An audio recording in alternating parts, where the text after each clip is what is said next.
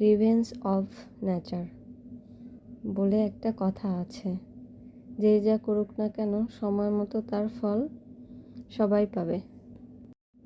Hello viewers, আসসালামু আলাইকুম। সবাই কেমন আছেন? আশা করি সবাই ভালো আছেন। আমিও আল্লাহর রহমতে ভালো আছি।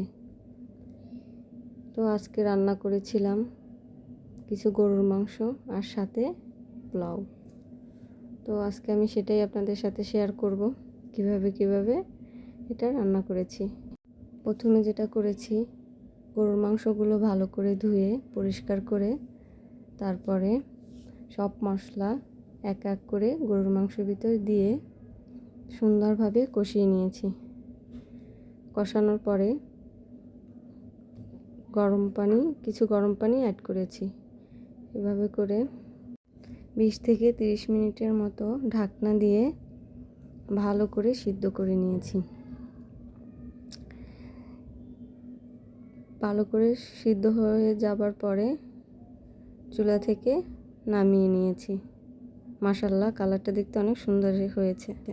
তারপরে রান্না করেছিলাম কিছু পোলাও।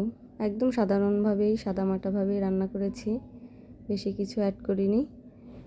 প্রথমে পেঁয়াজ গরম মশলা দিয়ে সুন্দর মতো করে একটু হালকা করে ব্রাউন কালার করে নিয়েছি।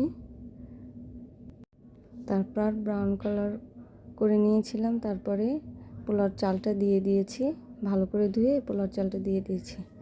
তারপর চালটা সুন্দর মতো করে একটু ভেজে নিয়ে তার মধ্যে গরম পানি অ্যাড করেছি।